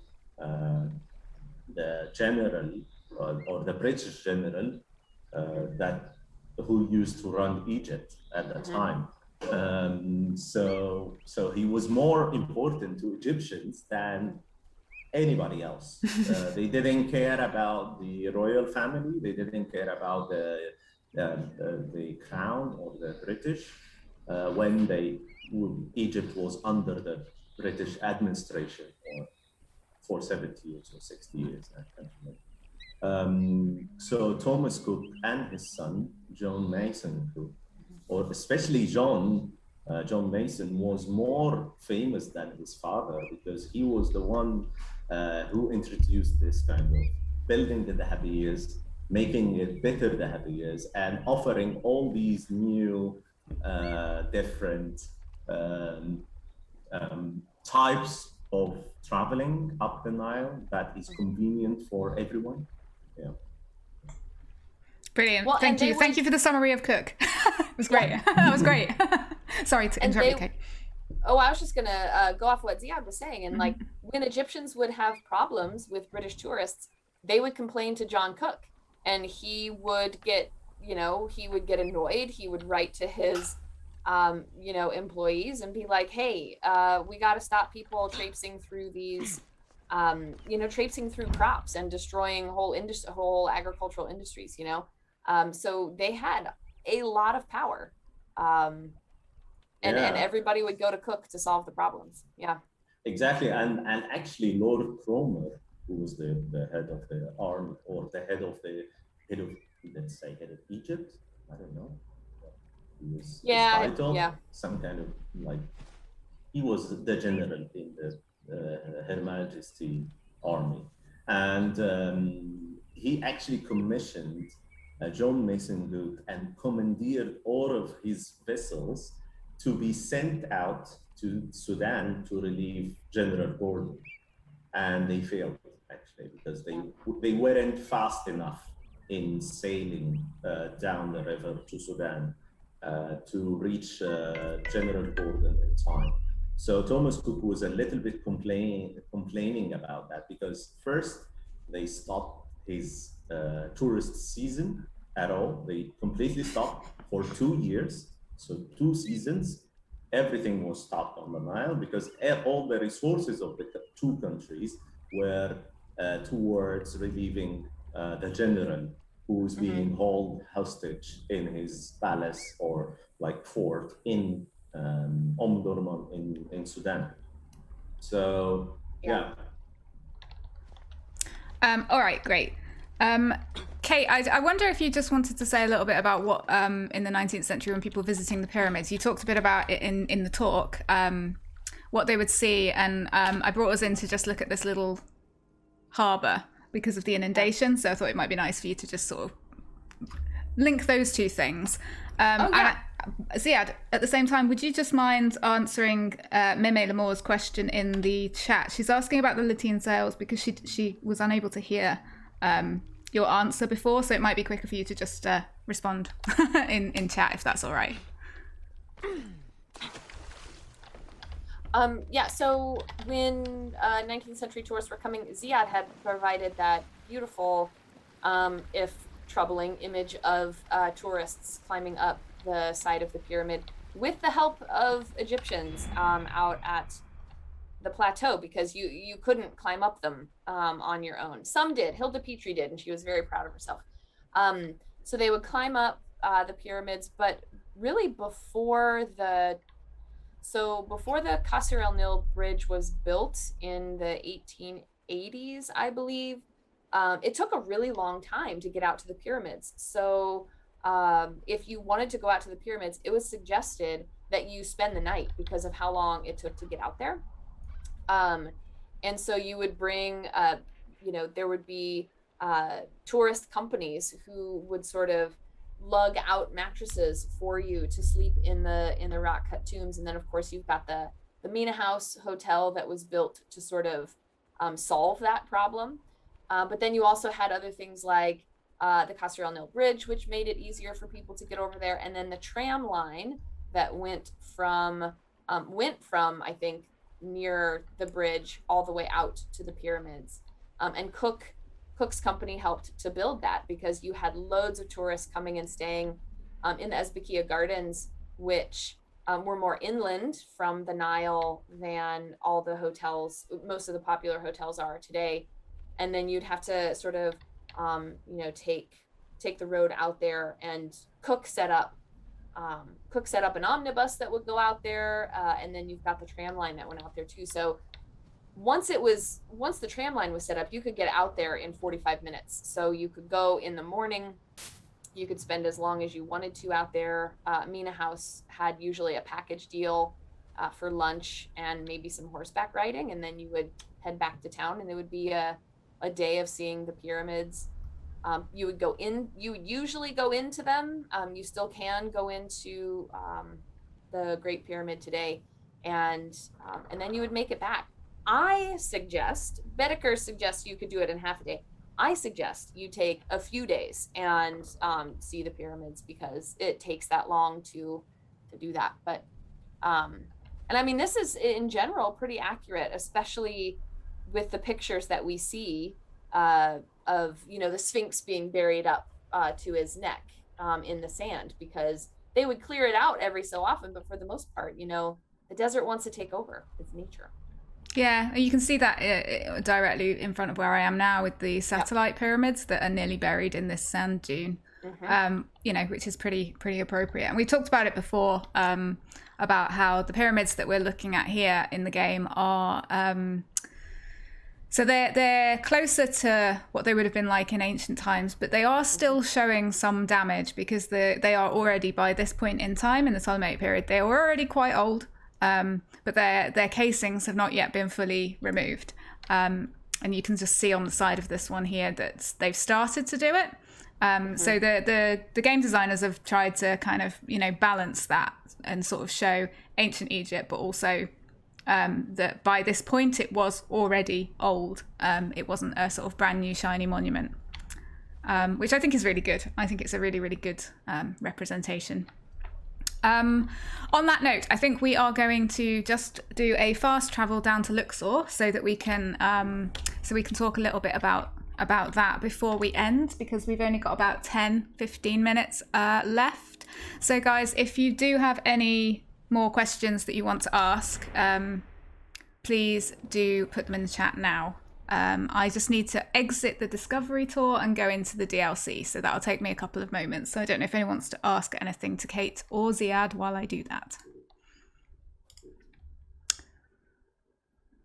Well, I could, while people are thinking of questions, I do love talking about the, at least the way that Europeans viewed approaching Luxor, because Bedeker's talks about sort of, I've never approached Luxor by boat. It's always been by airplane. And it's something that I lament. And the next time I go back, I want to at least, you know, start sort of north of Luxor and get somebody to sail me down, because, you know, they come in flat. And what Amelia Edwards says in 1874, she said, everybody's looking for it. And you know, she sort of says, we're within a couple of miles of the most famous, you know, archaeological sites on the planet, and I don't see anything. All I see is like green cultivation. And she says, we see nothing that looked like a temple, nothing to indicate we're already within recognizable distance of the grandest ruins in the world. But then she says, however, as the boat goes on, a massive windowless structure which looks, heaven preserve us, just like a brand new fort or prison, towers above the palm groves to the left. This, we are told, is one of the pylons of Karnak, while a few whitewashed huts and a crowd of masts, now coming into sight a mile or so higher up, mark the position of Luxor. So that's what they could see of Luxor, were the masts of everybody's boats as they came in. And I don't know what Ziad wants to add to that. Sorry, I was off wandering and picking up photograph of boats from Mesopotamia. You were answering questions, yeah. Yeah. So, sorry, what was the? Oh no, I was just talking about coming into Luxor by boat. Yeah. Well, So and in 18. Yeah, go ahead. Actually, there would be difference between seasons. So if it's the inundation season, you would have two banks of the Nile. But if it's low Nile season, you would have an island in the middle between the two banks. And you would be actually, some of the boats would be bunting their way up to the marina or to the port of Luxor in the low season, in the low Nile season. But in the high Nile season, everything will be flooded. Even all the way up to the western bank, the Medinat Habo and all like the two Memnon statues would be completely flooded. All that, it's a big, huge floodplain. And there is a nice archaeological work is being conducted right now in the area of these two floodplains of the Thebes, ancient Thebes floodplain, on both banks of the Nile, to see how ancient Nile, the course of the Nile, how it changed in antiquity. Ooh. Just pushed that lady in the water. My apologies. When we get to Luxor, that's what I like to call Grand Theft Egypt, is where you're just... You suddenly become mean. She does. She pushes people off their boats. Oh no, we're Bayak now. We've changed. Yeah. We're not Aya anymore. We can't play Aya in this part of the game. Okay. So we're back on Bayak. But Bayak's cool. It's good. Yeah. I like him. With a sword. And you can kill people. Yes. Yes. I have a very nice shiny sword. And a very exciting bow. Anyway, we're not here to talk about weapons. What I was going to say is, yes, so the two Memnon statues in the game are actually partially flooded. So the water comes up just to them, so the very base of them is in the water. So I think that they're in a kind of interim. So the Nile's rising, but we're not quite in full flood yet. I'm just sailing as far as I can. So I like to hear, so that I can then turn around and face coming into Luxor, so you can see kind of what it was like. But I think that in terms of number of boats and such is going to be somewhat different, although there are quite a lot of them actually, quite a lot of small boats here. But in terms of what Kate was saying, it's a bit different in the game because it's much earlier, very different boats. Well, and what's also really interesting too is because we think of these kind of idyllic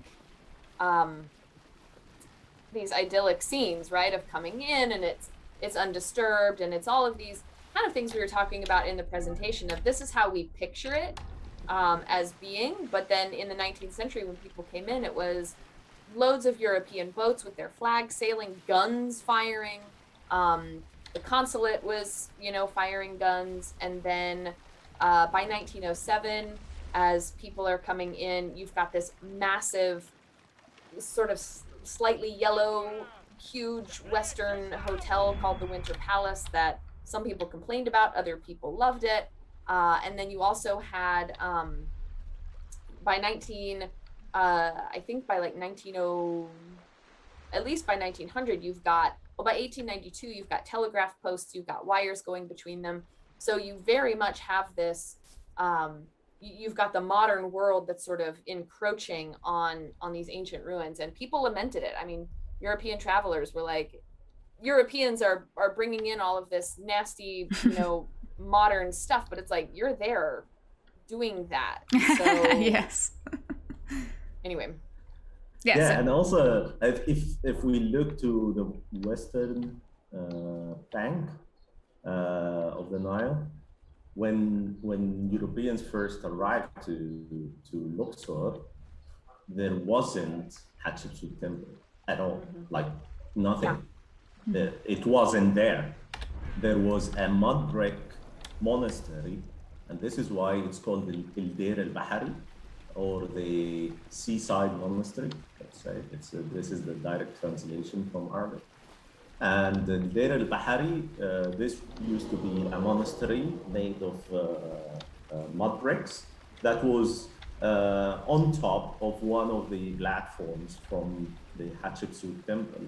But it wasn't until, I think it's like early 20th century that the archaeologists managed to rebuild some of the temple itself for Hatshepsut.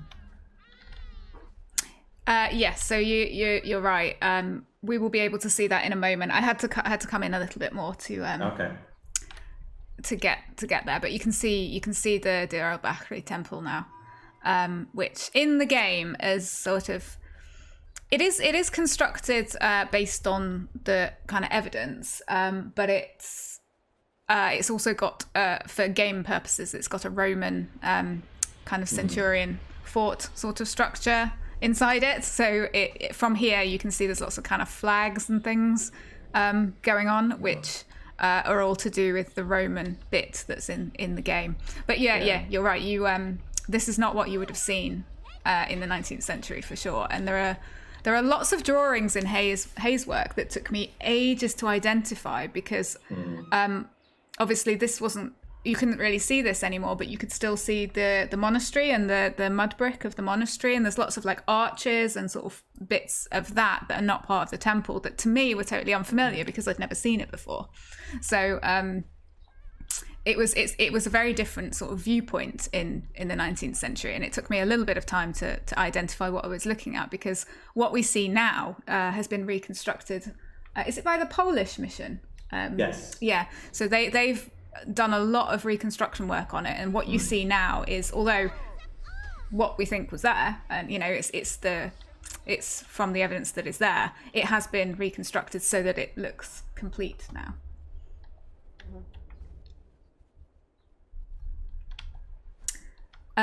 Okay, so yeah, we've also got this nice little kind of harbour leading up to it as well, which is nice. And it has this we talked about this a little bit when we did Ptolemaic Thebes with Chris. I actually don't think that this item exists here. We think that this wasn't there basically, but it is an example of a type of structure that does exist and are in other places. So it's the right sort of period structure to exist, but we don't think there was one here. Yeah. So answering Daniel again, and it's in line with Deir al-Bahari, because on the walls of Deir al-Bahari or Hatshepsut temple, Hatshepsut commissioned the artist to draw all the different boats that she used to send on her Punt mission, to bring frankincense, to bring gold, to bring different material from this Punt, the land of Punt, which is most probably, it was either Yemen or Eritrea. It's either or around Somaliland also. So Yemen, Eritrea, Somaliland, all these three countries have the same products that used to be brought during the Hatshepsut period. So the boat themselves used to be built on ships and then sailed up the Nile all the way to either Enna, which used to be Coptos back in the day, or Qift. And then from the Nile, they would disassemble the boats themselves into big Lego kind of boats, and then they ship it on donkeys. Remember that back then, Egyptians didn't have camels. They mainly used donkeys to transport on land transportation. So they would just put all this bunch of wood parts of the ship on donkeys, on carts, and then they walk through the eastern desert, through the valleys, which is the shortest distance from the Red Sea to the Nile Valley is from Enna to Qusair. But back in the day, they used to actually sail more up the Nile and then cross the desert to modern day Hurghada, around modern day Hurghada, where an archaeological mission is working in Marsa Wadi Gawasis, which is between Hurghada and Safaga, where these boats used to be launched. So the first mission would be to take the boats apart, cross the eastern desert, and then store it in galleries, rock-cut galleries inside the mountains of the eastern desert. Then the crew, the boatmen, would come, and then they collect the wood, they collect the ropes, everything, and then they put the boats together like big Lego ship, and then they sail with it all the way down to Punt, the land of Punt. And then when they return, what they do is they don't take the boats back. They disassemble the boats and they preserve it in these caves or galleries. They only bring more wood if one of the boats needs to be repaired. And normally these boats were from cider wood that was also imported from the Levantine coast from Lebanon. So imagine this piece of wood traveled from Lebanon because there was a kind of trade between Egypt and the Levantine coast. So this piece of wood would travel from Lebanon to maybe Alexandria or around Alexandria, not the modern Alexandria, but there used to be two underwater cities now, Thonis Heraklion and Canopus, which are part of current Alexandria, but they used to be older than Alexandria. They are at the entrance of the Nile, on the Canopic branch, which used to exist in the delta, but not anymore.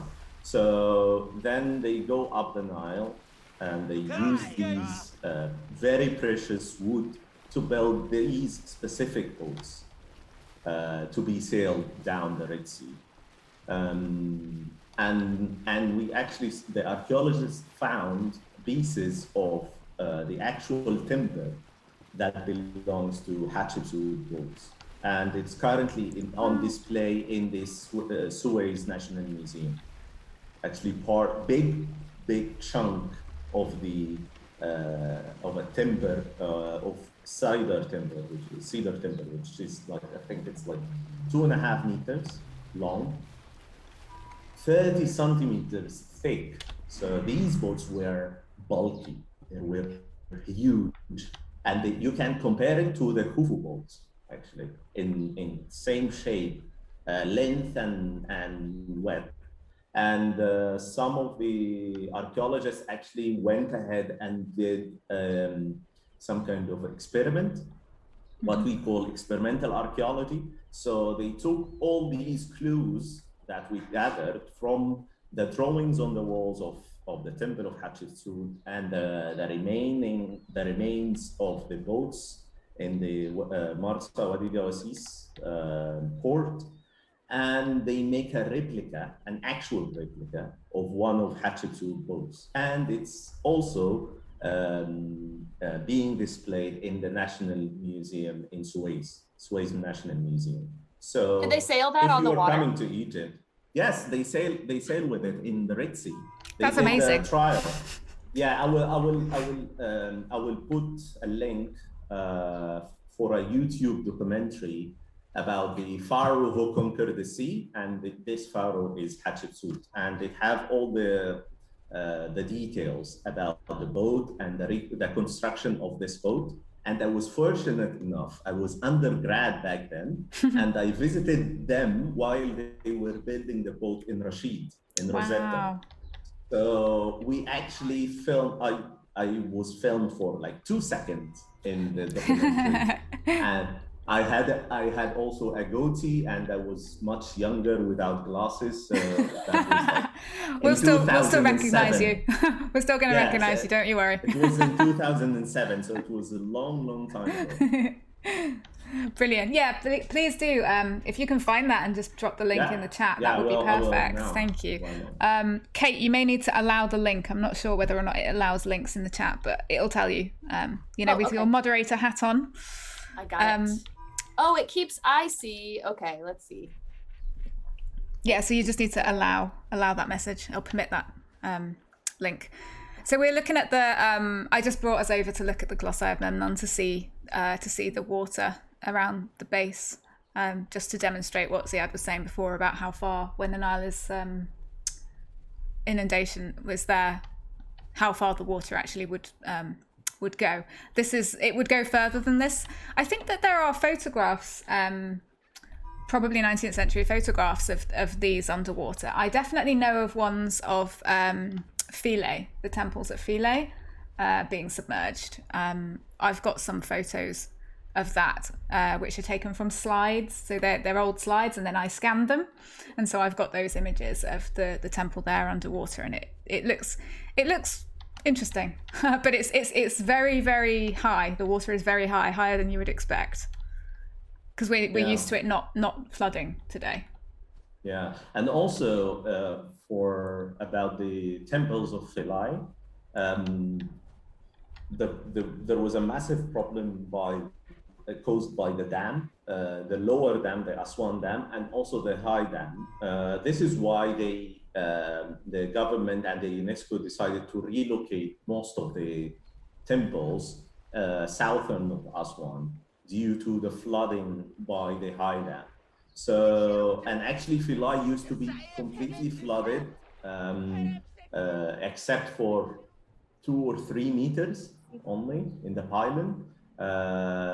When there was the Aswan Dam, the lower dam was built in the late 1880s, 1890s.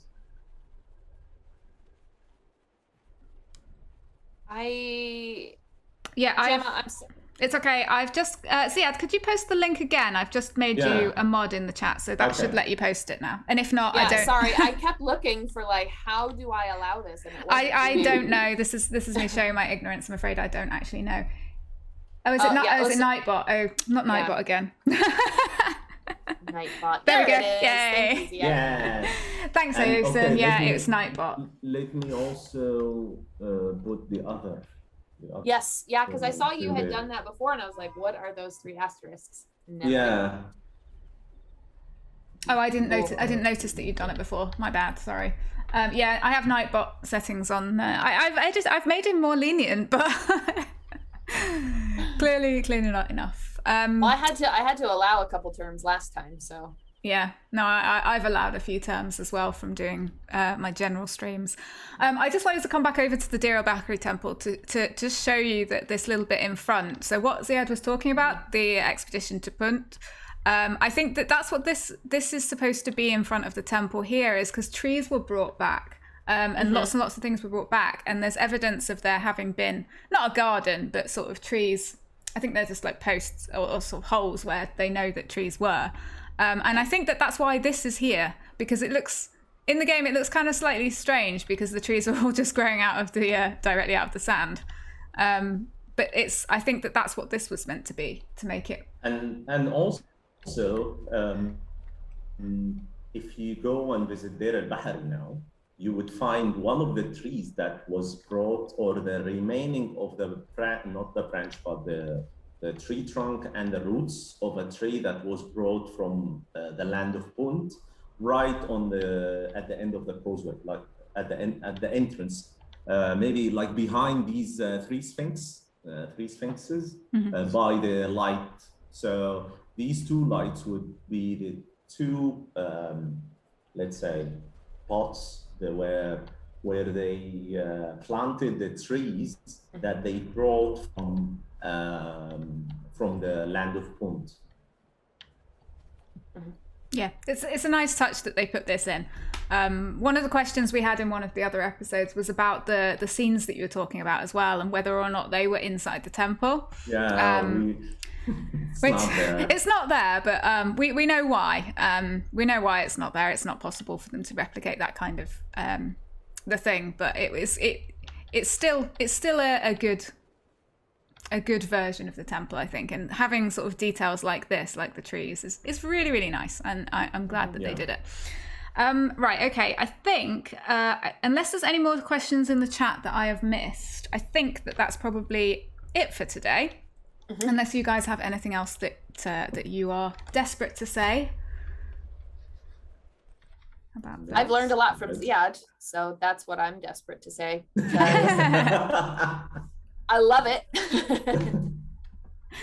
Brilliant. Okay. I've learned a lot from both of you, actually, and I'm always happy to see those pictures of the Nile boats, because I swear every time, even though you post them a lot, Ziad, I swear I see a different picture every single time.